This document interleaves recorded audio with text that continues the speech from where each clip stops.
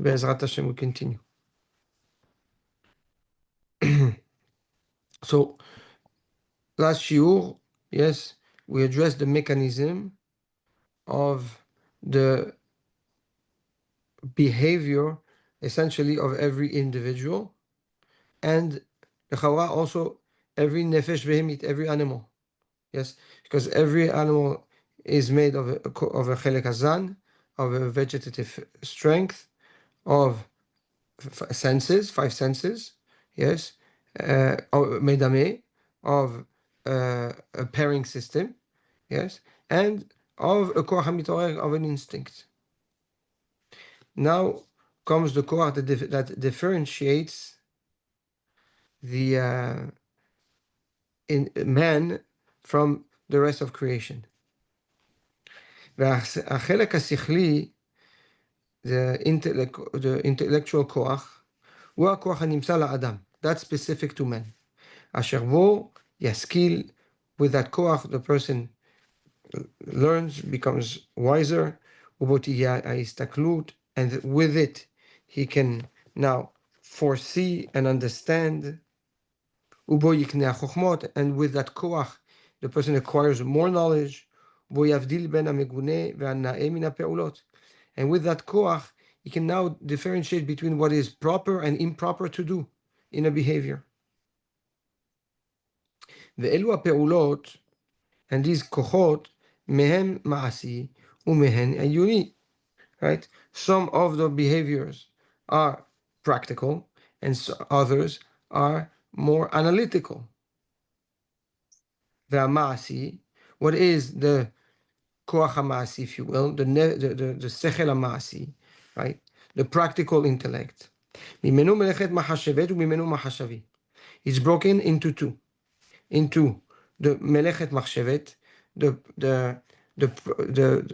which is the practical intellect, but that intellect that has to do with melacha, right? With action, craftsmanship. וממנו מחשבי, and the philosophical one. And both of them fall under the umbrella of what is called the sechel hama'asi, the practical intellect. And we'll go into each one, yes, but just to give you just a little bit of a sense between the difference between the two, yes. Anything you do with your hands, or anything that requires material, okay, is what is called melechet machshevet. Yeah, you want to build something, you want to make a surgery, you have to drill into a tooth, yes, you build a table, build a building, yes, anything that has to do with action, yes, is called melechet machshevet. Manual work, exactly. Manual work. And then you have the mahashavi, the sechel mahashavi, the philosophical intellect is the intellect that you use, yes, to now project things, ideas based on physicality, on physical things. An engineer, yes, anything that has to do with the mahashava, yes, based on physical things, is called the koach hamahashavi. So, for example, I'll give you an example. When you learn Gemara, shor shenagach et hachamor, right? For example, yes, you're going to use your sechel mahashavi, yeah, to project a case scenario. And what happened, right? So you're using facts that are practical. The shor, the hamor, one is nogeach et hasheni, right? Or any cases, shnayim ochazim betalit, yes, the machshava, that the thought process that goes into it to assess the situation, okay, or a case scenario, is called mahashavi. Like reasoning. It's reason. It's it's it's it's yeah. It's logical, analytical. I think assessment is perfect the way you said assessment. Yeah. Okay. And these two, keep in mind, I want to take back the word analytical, because that, for lack of better word, that's the uni. But I want to take back that word, analytical. Okay. But anything that has to do with the thought process based on olam hazeh is mahashavi.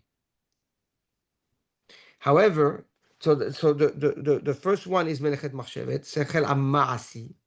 Then we have the melechet machshevet. Then you have sechel hamahashavi.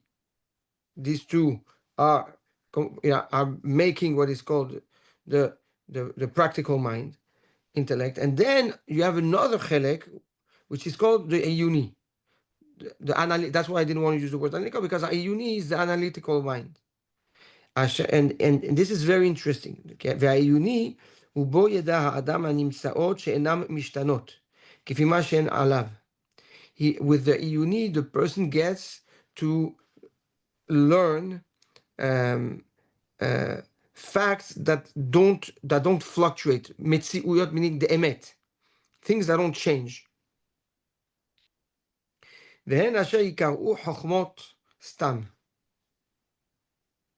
And they're called chokhmot. For example, gravity, it's emet. Yes? Nachon? Or anything that is not subject to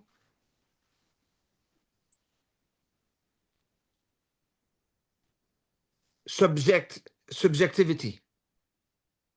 So they're like constants? Constants. Okay. That's right. Constants. ומלאכת מחשבת. So what is מלאכת מחשבת? He's going to go into it. הוא הכוח שבו ילמד המלאכות. The word to trade. נגרות, right? To be a carpenter. עבודת האדמה, in agriculture. רפואות, to be a doctor. מלאכות, yeah? To know how to sell. All these require what? Require מלאכת מחשבת. If you know how to drive, when you drive, you use מלאכת מחשבת. However, the מחשבי, הוא הכוח שבו יסתכל האדם בדבר שירצה לעשות. A designer, an architect. הוא הכוח אשר בו יסתכל האדם בדבר שירצה לעשות, אם אפשר לעשותו אם לאו. Can the idea that I have be realistic, is realistic or not? זה שיעור מה שצריך שניקח מעניין הנפש הזה. Right? So the מחשבי, I'll give you the example, but now it's clear. You see it in the Rambam. Yeah? Practical intellect versus more philosophical intellect. Yes? So that means that whether you're a heart surgeon, yes, or you're building I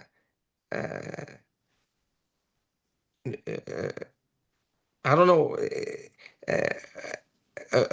a table, you use the same skill. Melechet machshevet. It's just that you apply that skill for different interests in different areas. But at the end, it's the same skill. Melechet machshevet, it's the practical application. Yes, it's practicality, practical. Yes. It's anything that has to do with asiya. That's why it's called melechet machshevet, because it's a melacha. Melacha, bediuk. the task, but it's rooted in the machshava.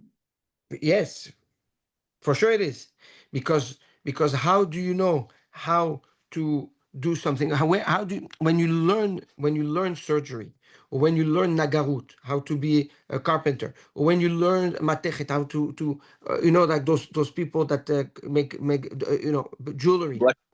Yeah. Right. Yeah. How do they all use the same part of the sechel? Okay, that basically projects the ability to use their hand and the materials, yes, to get to something, to an end product. Whether it's refined or less refined, but at the end it's the same thing. It's the same koach. It's still also the pairing, no? Like the pairing we were Wait. Pairing, we're going to get back to it. Right now, let's not mix things. Right now, we're talking netto, purely, okay, about the about the maaseh. about the sechel itself. Okay, so that's melech machshav. Sechel machshav, it's clear. I think it's very clear. Okay. ודע שזאת הנפש האחת אשר קדם סיפור כוחותיה וחלקיה, היא כחומר והשכל לצורה. Everything that we have discussed about the kochot of the חלקי הנפש, yes, the zan, the margish, the מתעורר, are all like chomer gelem, like rough material, to the sechel. And the sechel is what gives it a shape, a presence, a meaning, a purpose. וכשלא הגיע לצורה, and when that nefesh was not shaped up, meaning the person did not use his sechel in order to build himself up, יהיה כאילו מציאות ההכנה שבא לקבל הצורה היא לבטלה. It's a waste. It's like you're taking a diamond and you want to cut it properly, you want to polish it perfect, and you give it to somebody that didn't do nothing with it. Nothing. So there's a potential to it, but nobody can see that potential. Yes. So essentially it's a waste. It's a waste. It's a wasted potential. So what is the Rambam saying? That if you don't use your sechel to build yourself and develop your tzura, shape up your behavior and your mitorer, your midot, you are a wasted potential. Empty shell. Empty. וכאילו היא מציאות הבל. Very strong words. מציאות הבל is a foolish and insignificant, creation. והוא אומרו, and this is what Shlomo HaMelech said, גם בלא דעת נפש לא טוב. If you don't have דעת, then the nefesh cannot be good. רצה לומר, what does it mean by that? שמציאות הנפש שלא הגיעה אליה הצורה, a nefesh that was not built, that was not developed, אבל תהיה נפש בלא דעת, will be a nefesh without דעת, right? That's what it is. לא טוב, it's not good. אבל הדברים על הצורה. Now, when we talk about building the צורה, והחומר and the potential, והשכלי and the intellect, והדעות and the ideologies, כמה הם? How many there are? ואיך יגיעו אליהם? And how do you get to them? אין זה מקומם ולא יצטרך במה שנרצה לדבר על המידות. This is not the place to discuss it. והוא יותר ראוי בספר הנבואה, אשר זכרנו, right? He says, this is all these subjects and those conflicts and those different, very paradoxal and controversial ideas. I've addressed all of them in the Sefer HaNevuah, which is Moreh Nevuchim, his book of Moreh Nevuchim. Right. ובכאן אספיק בזה הפרק ואתחיל באחר. This is enough to conclude this perek, meaning I've said enough. Yes. So now let's make a little recap of the ma'arechet, right? The system of Adam. We know that Adam is a nefesh achat. It's one nefesh that expresses itself through different kochot, right? It expresses itself through the growth, physical growth. It expresses itself through the five senses. And those five senses are the windows to the world. Those five senses are sensors that receive information. That information is then processed and sent to the koach hamedameh, the pairing system. The pairing system will now take that information and compare it to previous information that are close to that information that was just captured, and will now pair the two. And because the pairing system, yes, has in it a database, the memory, like what we call memory, yes, and that memory doesn't only include the information that it gets from the senses, but also the emotion and the experience of the information that was captured by the senses, right? Because it's connected to the mitaorer, it will now awake and bring forward, yes, the closest information to that information that was just captured, with all the experience and emotion that was felt about it. And this is what we call, yes, trauma.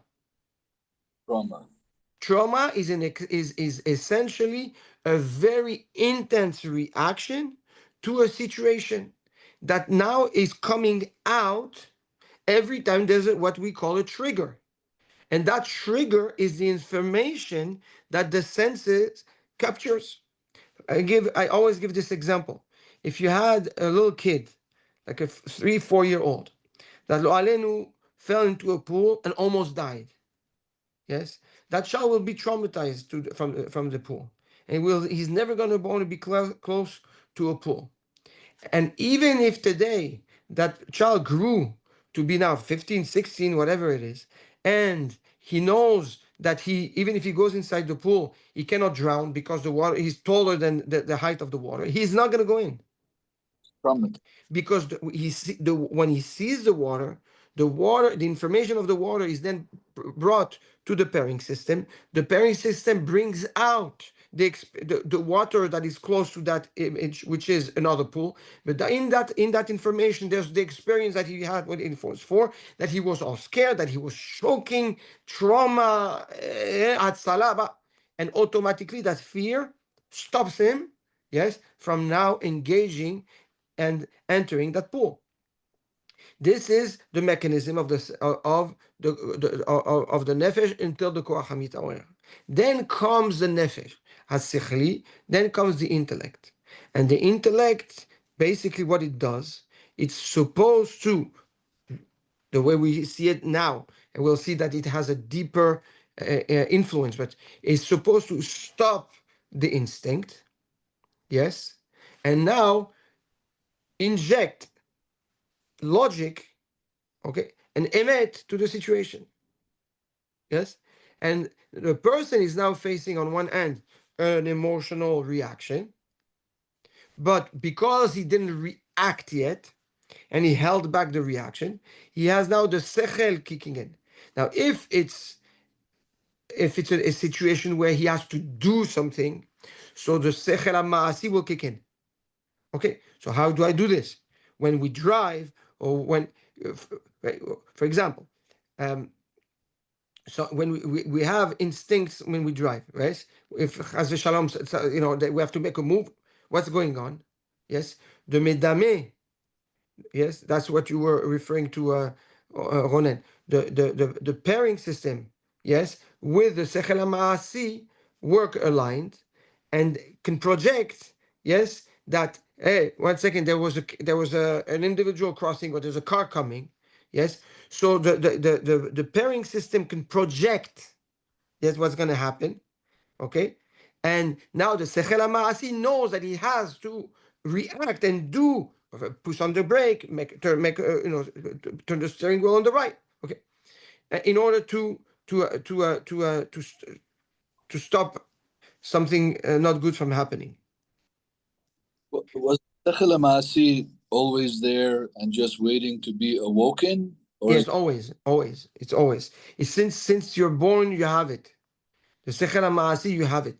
The only thing that kicks in later on, what we call the Da'at, the Sechel HaYuni, which we'll see, we'll see later. That's the Sechel. For example, yes, you're building something, yes, and there's an issue now. So now you have to fix. You have to fix. How am I going to fix this problem? So now the Sechel HaMahashavi will project a solution so that, and then send the information to the Sechel HaMaasi, so that now the Sechel HaMaasi, the Melechet Machshevet, can now apply, yes, the idea that was developed by the Sechel HaMahashavi in order to fix that problem.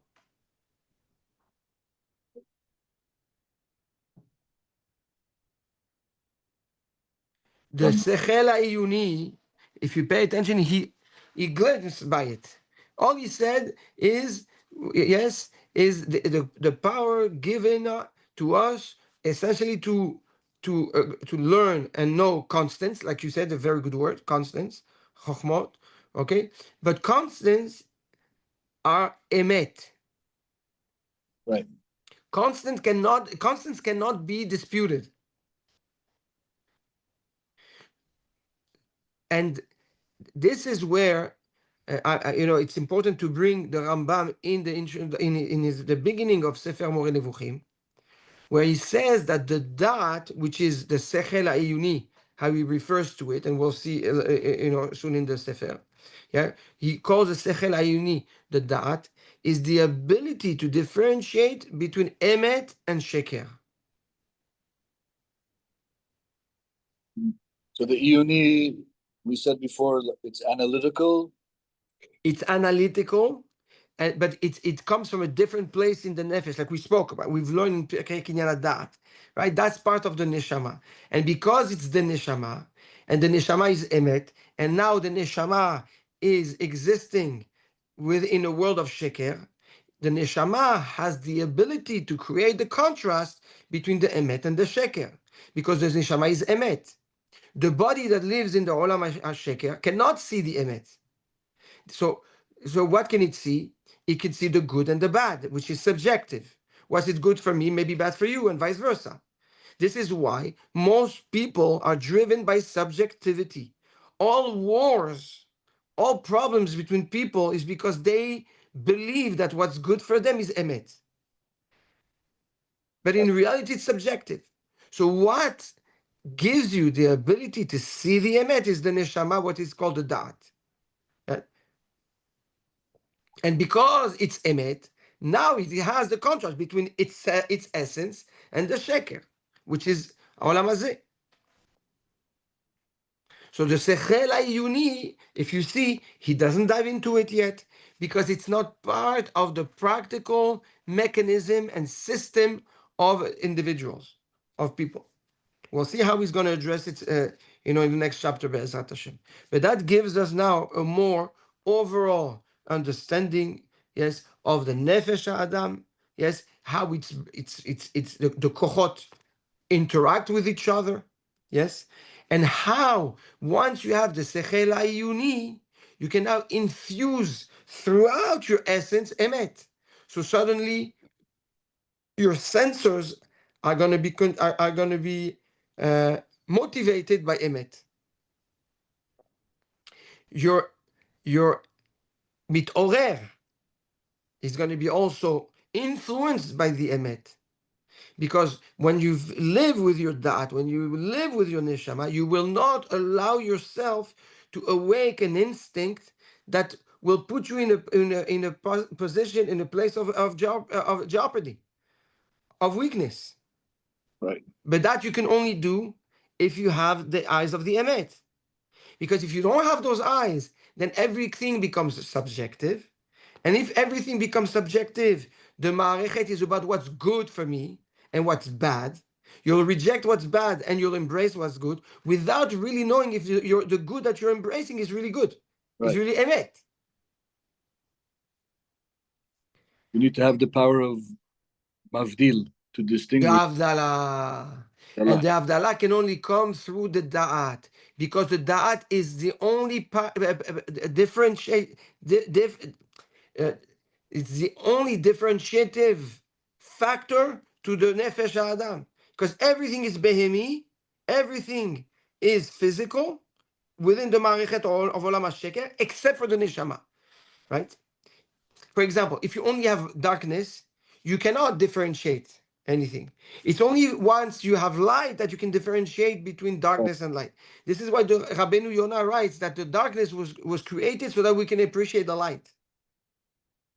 Right. So that's why the Koach Havdalah resides by the Da'at only. And that's why the Behira also applies only B'Da'at. Anything else, it's not Behira. It's what's good or what's bad. But again, good and bad is subjective. And the Rambam writes in Sefer HaMoreh that the biggest curse that was brought upon humanity, yes, when Adam HaRishon ate from Etz HaDa'at Tov Vara, is the mix between the good and bad and the Emet and Sheker and the true and false. Adam HaRishon, before he ate from Etz HaDa'at, he was only able to differentiate between Emet and Sheker. Then he ate from Etz HaDa'at Tov Vara. When he ate from the Etz HaDa'at Tov Vara, now he became subjective, and now he had to make a difference and make a choice between the Emet and the good. Everything was black and white, but then it became gray. That's right. Now it's between the Emet and the good. When it's Emet and the good, that's the biggest problem of humanity. Yes, Yeah. because everybody raises a flag of Emet, yes, pretending it's Emet when it's really what's good for them. Subjective, right. Subjectivity versus objectivity. Tov. Baruch Hashem. Amazing. So, Guru.